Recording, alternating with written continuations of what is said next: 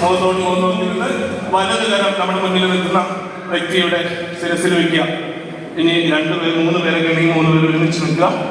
വലത് കരം ശിരസിൽ വെച്ചിട്ട് നമ്മുടെ മുമ്പിൽ നിൽക്കുന്ന നമ്മുടെ സഹോദരൻ സഹോദരിക്ക് എല്ലാവർക്കും വേണ്ടി പ്രാർത്ഥിക്കണം. എൻ്റെ മുന്നിൽ നിൽക്കുന്ന ഈ സഹോദരൻ അല്ലെങ്കിൽ സഹോദരി ഒരു അനുഗ്രഹമായി മാറട്ടെ എന്ന് പ്രാർത്ഥിക്കണം. മക്കൾ സംസാരിക്കരുത്, പ്രാർത്ഥിക്കണം. കർത്താവായ ദൈവമേ, നിന്റെ കരുണ കൊണ്ട്, നിന്റെ കൃപാകടാക്ഷം കൊണ്ട് ഈ മകളെ അനുഗ്രഹിക്കണമേ എന്ന് പ്രാർത്ഥിക്കും.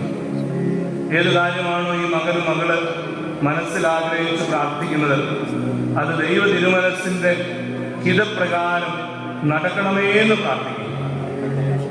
ഏതെങ്കിലും വിഷമങ്ങളിലൂടെ എൻ്റെ മുമ്പിൽ നിൽക്കുന്ന സഹോദരൻ കടന്നു പോകുന്നുണ്ടെങ്കിൽ അവരെ സുഖപ്പെടുത്തണമേ എന്ന് പ്രാർത്ഥിക്കും. അവർക്ക് വേണ്ടി കർത്താവിനോട് നന്ദി പറഞ്ഞ് പ്രാർത്ഥിക്കും. കർത്താവേ, ഈ സമയം ഈ ദൈവജനത്തെ കഴുകി വിശുദ്ധീകരിക്കണമേ. നിന്റെ അഭിഷേകത്തിലേക്ക് പ്രവേശിക്കാൻ ഒരുങ്ങിയിരിക്കുന്ന ഈ സമൂഹത്തെ വിശുദ്ധീകരിച്ച് അനുഗ്രഹിക്കണമേ. നെറ്റിയിലെ നല്ലൊരു കുരിശ് വരച്ച്, പരസ്പരം നല്ലൊരു കുരിശ് വരച്ച് അവർക്ക് സ്തുതി കൊടുത്തേ. നമ്മുടെ മുമ്പിൽ നിൽക്കുന്ന സ്തുതി കൊടുത്തേ. ഈശോ മിശിഹായിക്ക് സ്തുതിയായിരിക്കട്ടെ എന്ന് പറഞ്ഞേ. ഈശോ മിശിഹായിക്ക് സ്തുതിയായിരിക്കട്ടെ. ഇരിക്കും എല്ലാവരും